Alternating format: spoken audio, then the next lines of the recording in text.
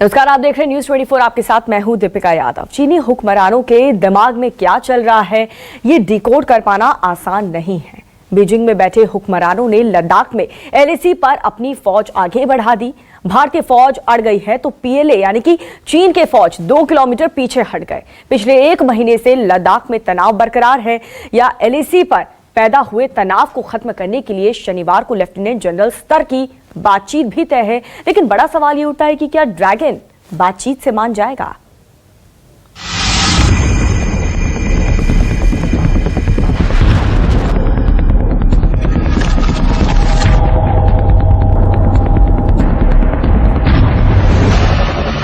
करीब 1 महीने से लद्दाख में तनातनी बनी हुई है।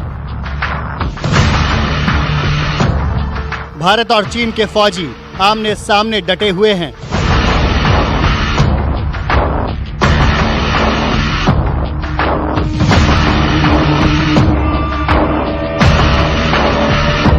तनाव वाले इलाकों में टैंकों ने मोर्चा संभाला, तोपें तनी। लड़ाकू विमानों ने आसमान में मोर्चा संभाल लिया है।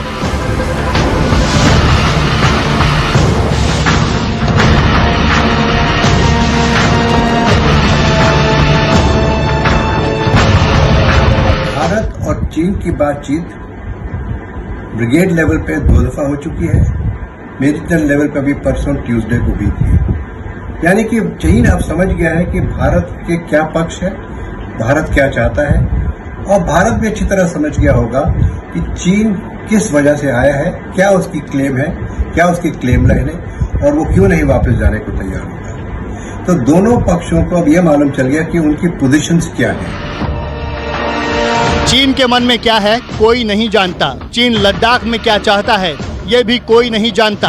अपने फौजियों को चीन ने लद्दाख में एक खास इलाके से 2 किलोमीटर पीछे क्यों खींचा ये भी कोई नहीं जानता। लेकिन एक बात तय है कि लद्दाख में जो दिख रहा है वैसा नहीं है। भारत और चीन एलएसी पर पिछले 1 महीने से तनाव बना हुआ है। भारत चीन से लगे अपने एलएसी पर आधारभूत ढांचा को मजबूत करना चाहता है, जो कि चीन को हजम नहीं हो रहा। चीन इसमें बाधा उत्पन्न कर रहा है, जिसके चलते लद्दाख में एलएसी के पास भारी तनाव देखा जा रहा है। लाइन ऑफ एक्चुअल कंट्रोल यानी एलएसी पर लद्दाख में तनाव कम करने के लिए मेजर जनरल स्तर तक की बातचीत हो चुकी है, लेकिन कोई खास कामयाबी नहीं मिली। इतना जरूर हुआ कि चीनी सेना 2 किलोमीटर पीछे और भारतीय फौज एक खास इलाके में 1 किलोमीटर पीछे हट गई है, वो भी दोनों देशों के बीच लेफ्टिनेंट जनरल स्तर की बातचीत से पहले। हिंदुस्तान का रिस्पॉन्स और रैपिड बिल्डअप से चाइना काफ़ी ज़्यादा घबरा गया। उसको साफ तौर पे नज़र आता है कि हिंदुस्तान जो है किसी प्रकार कॉम्प्रोमाइज़ नहीं करेगा। 6 जून की मीटिंग से पहले जो 2 लेफ्टिनेंट जनरल्स के बीच में होगी, चाइना ने तो थोड़ा सा एक किस्म सा रिलैक्सेशन दिखाया है। उसने अपने ट्रुप्स को गलवान वैली में 2 किलोमीटर पीछे किया और हिंदुस्तान ने भी 1 किलोमीटर पीछे किया। हिंदुस्तान को इंसिस्ट करना है कि चाइना अपनी इंक्लूजन को वोकेट करे, हमको पीछे नहीं हटना, क्योंकि हमारी टेरिटरी है और ये इंक्लूजन केवल और केवल चाइना की तरफ से हुई है। दूसरा, जहाँ तक पेगोंगसो लेक का ताल्लुक है, चाइना फिंगर 4 तक आ चुका है, जो हिंदुस्तान की टेरिटरी है, और चाइना को वहाँ से हटना होगा, ना कि हिंदुस्तान को।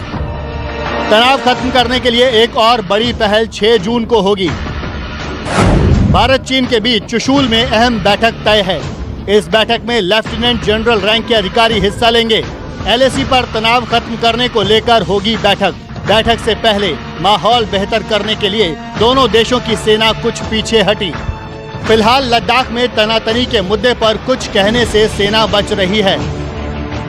दरअसल गलवान घाटी में चीनी सेना लंबे समय के बाद भारी तादाद में तैनात की गई है। सूत्रों के मुताबिक गलवान घाटी में तैनात पीएलए के जवान लंबे समय से तिब्बत में युद्धाभ्यास कर रहे थे। इन सैनिकों को अचानक पीएलए ने एलएसी के पास तैनात कर दिया। इसके बाद पैंगोंग त्सो झील के उत्तरी किनारे पर फिंगर एरिया में चीन ने अपनी फौज की अतिरिक्त तैनाती कर दी। जो लेफ्टिनेंट जनरल लेवल की टॉक्स हो रही हैं, उससे पहले थोड़ी बहुत पॉजिटिव इंडिकेशन ग्राउंड पे नज़र आई है। गलवान वैली में कुछ ट्रुप्स की मूवमेंट चाइनीज़ की जो दिखी है, कि जिससे लगता है कि वो शायद वो वहाँ से कुछ विड्रॉ कर रहे हैं। हालांकि कोई ज़्यादा बड़ी मूवमेंट नहीं है, फिर भी अगर बातचीत से पहले कुछ पॉजिटिव एक्शन ग्राउंड में होता है तो हम इसका स्वागत करते हैं। बाकी जो बातचीत के बाद क्या सेटलमेंट होती है और क्या इसमें भारत अपना पक्ष रखता है वो बातचीत के बाद ही पता लगेगा। पर वहाँ पे जो प्रेजेंस है, जैसा कि राजनाथ सिंह ने कहा, काफ़ी ज़्यादा मात्रा में है, इससे हम इनकार नहीं कर सकते। गलवान घाटी में जैसे ही चीन ने अपनी सेना की तैनाती बढ़ानी शुरू की, भारत ने भी बड़ी संख्या में अपने जवान तैनात कर दिए। ये जवान DBO यानी दौलत बेग ओल्डी ब्रिगेड से लाए गए, जो LAC के पास है। माना जा रहा है कि ये चीन की दबाव बनाने की रणनीति का एक हिस्सा है। 6 जून को जो मीटिंग होने वाली है, उस मीटिंग में जो हमारे लेफ्टिनेंट जनरल्स होंगे हिंदुस्तान के आर्मी के, भारतीय थल सेना के, मेरा सुझाव है कि उनको ये सब मुद्दा उठाना चाहिए कि चीन मैक्रो इश्यूज, जो स्ट्रेटजिक इश्यूज है, उसको संबोधित करे। और वो क्या है कि चीन अपना विस्तारवाद की नीति को त्याग करने का कमिटमेंट दे, भरोसा दे, सलामी स्लाइसिंग जो टेक्निक है चीन का, उसको त्याग करने का भरोसा दे, आश्वासन दे। वो हिंदुस्तान के लिए, हिंदुस्तान की जो भौगोलिक इंटेग्रिटी है और जो सॉवरेंटी है, उसका सम्मान करने का कमिटमेंट दे। जब ये सब होगा तो रिश्ता स्वाभाविक है, अच्छा होगा। जानकारों के मुताबिक चीन का मुख्य मकसद पेट्रोल पॉइंट 14 और दौलत बेग ओल्डी को जोड़ने वाली सड़क का निर्माण कार्य रोकना था। ये निर्माण भारत अपने इलाके में कर रहा है। भारत ने चीन की आपत्तियों को खारिज करते हुए निर्माण कार्य जारी रखा। दोनों देशों के जवान पहले भी LAC पर आमने सामने आते रहते थे, लेकिन जल्द ही वापस चले जाते थे। पर इस बार दोनों पक्ष अड़े हुए हैं। जब चाइना अक्साई चेन के अंदर वो कंस्ट्रक्शन कर रही थी, तब हिंदुस्तान ने ऑब्जेक्शन नहीं किए, जो बड़ी गलती की। अब उसका ये है कि हम ज्यादा भुगत रहे हैं, क्योंकि चाइना उसी को लेके घूमता रहता है। अगर उस टाइम की इन्होंने उठाए होते उस टाइम इसके ऊपर सवाल कि भाई ये एक्साई चेन जो है, ये हिंदुस्तान का इलाका जो चाइना ने कब्जे में, जबरन कब्जे में रखा हुआ है, तो ये बातें नहीं अभी उठती। और अब क्योंकि अब जो आपने देखा, जो अब इंफ्रास्ट्रक्चर जो है हमारा, जो बॉर्डर के ऊपर बनाने लगे हैं हिंदुस्तानी, तो अब चाइना को खतरा है, क्योंकि उनको लगता है, क्योंकि चाइना डिसएडवांटेजेस पोजीशन में है, उनको खतरा लगता है कि भाई अगर ये बॉर्डर में बन गया सारा इनका इंफ्रास्ट्रक्चर, तो हिंदुस्तान अपनी फौज वगैरह अच्छी तरह वहां मूव कर सकता है। तो इसीलिए चाइना ये ऑब्जेक्शंस करता रहता है। सूत्रों से न्यूज 24 को मिली जानकारी के मुताबिक भारत चीन की बातचीत में गलवान का मुद्दा नहीं उठाया जाएगा। भारतीय पक्ष का मानना है कि गलवान से आज नहीं तो कल पीछे हटना ही है। गलवान में चीनी सैनिकों ने LAC पार नहीं की है। मौजूदा तनाव फिंगर एरिया में है। पैंगोंग त्सो में कुल 8 फिंगर एरिया हैं। ज्यादा तनाव फिंगर एरिया 4 और फिंगर एरिया 8 के बीच होता है। आज की तारीख में लद्दाख में LAC के पास जैसे हालात बने हुए हैं, कमोबेश वैसे ही हालात 2013 में देपसांग और 2014 में चोमोर में हुए थे। चीन को तब भी एहसास हो गया था कि LAC पर स्थिति बदलने की उसकी कोशिशों को कामयाबी नहीं मिलेगी। भारत चीन सीमा पर तनाव पैदा करना चीन का पुराना इतिहास रहा है। बात 2013 में देपसांग की करें, या फिर 2014 में चुमूर की, या फिर 2017 में डोकलाम की, और अब 2020 में लद्दाख के फिंगर एरिया में चीन ने तनाव पैदा किया है। जाहिर तौर पर तनाव पैदा करना चीन का पुराना इतिहास रहा है। अब देखना होगा कि शनिवार को लेफ्टिनेंट जनरल रैंक अधिकारियों के बीच होने वाली बैठक में क्या समाधान निकलता है। हालांकि इस बैठक से तुरंत बहुत कुछ उम्मीद किया जाना बेमानी होगी। कैरन जहांगीर के साथ मनीष कुमार, न्यूज़ 24 दिल्ली। तो देखा आपने, यूं ही चीन को एशिया का अजगर नहीं कहा जाता है। वो अपने जो पड़ोसी हैं उन पर फुफकारता रहता है, डराने की कोशिश करता है, 2 कदम आगे बढ़ने और 1 कदम पीछे हटने की रणनीति पर चलता है। शायद यही चीन ने लद्दाख में दोहराना चाहा और करीब 3 साल पहले डोकलाम में कोशिश भी की थी, लेकिन भारतीय फौज ने चीन के मंसूबों पर पानी फेर दिया था।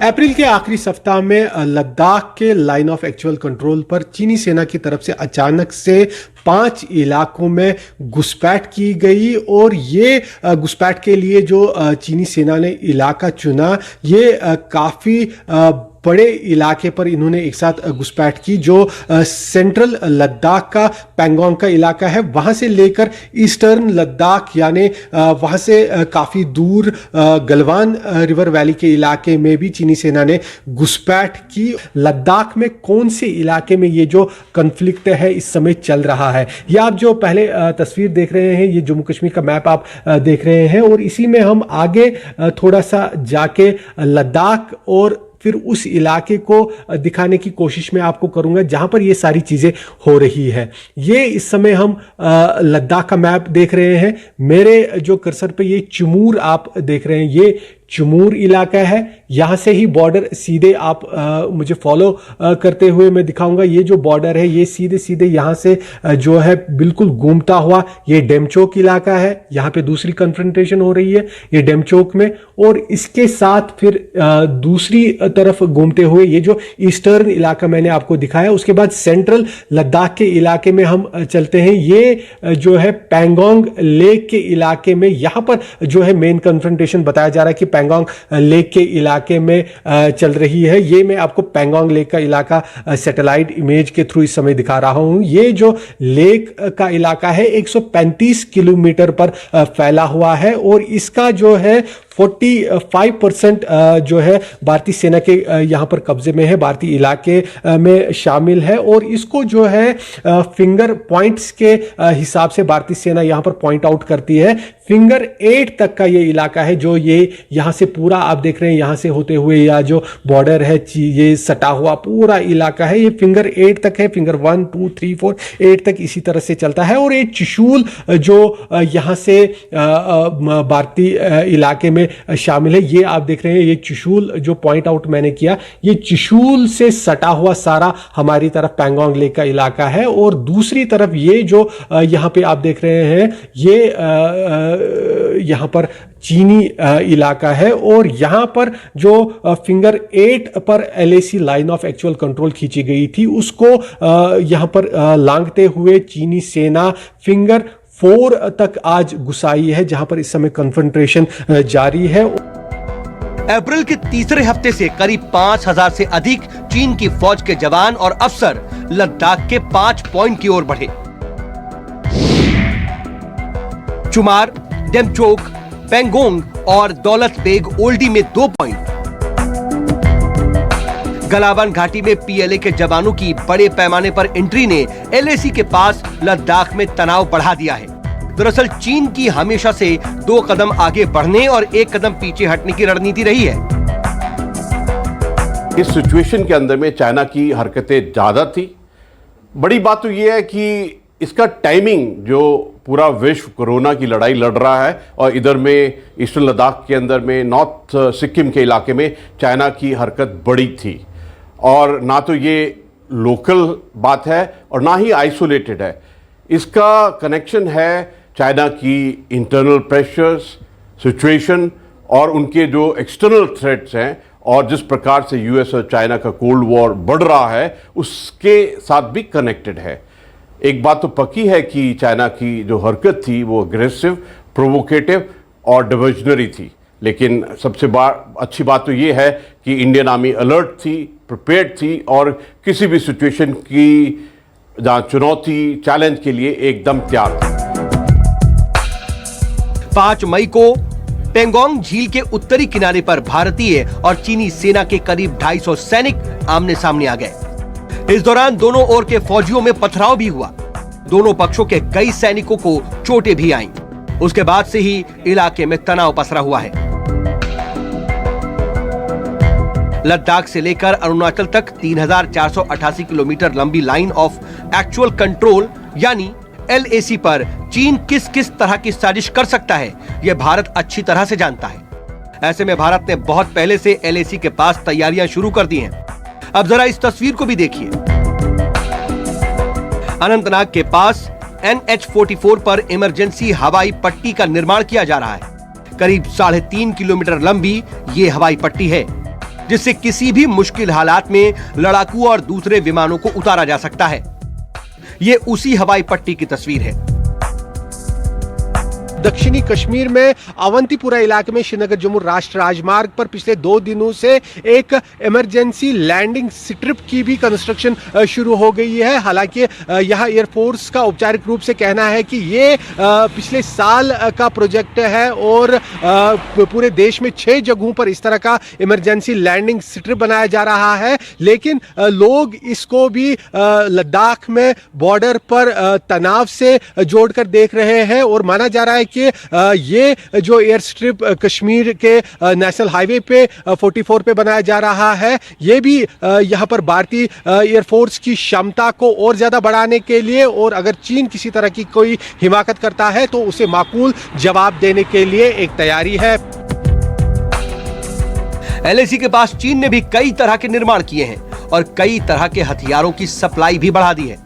दूसरी ओर भारत की ओर से बोफोर्स आर्टिलरी गन को लद्दाख के पास फॉरवर्ड पोजीशन की ओर बढ़ा दिया गया है। भारतीय सेना लद्दाख में तनाव को बातचीत से सुलझाना चाहती है, लेकिन किसी भी हालत से निपटने के लिए तैयार भी है। भारत इस बात को अच्छी तरह से जानता है और मानता है कि चीन के साथ सीमा विवाद सुलझाया जा सकता है द्विपक्षीय वार्ता से, डिप्लोमेटिक लेवल और मिलिट्री लेवल दोनों पर। भारत ने चीन को इस बात साफ कह दिया है कि हम अपनी भूमि का एक भी हिस्सा, 1 इंच हिस्सा भी नहीं छोड़ेंगे। इसलिए चीन को वापस जो एलएसी है उसके पार जाना पड़ेगा और उसकी पहली पोजीशंस के पास उसको जाना पड़ेगा। चीन को ये बात माननी पड़ेगी। अभी तक जो बातचीत हुई है उसका कुछ हल नहीं निकला है।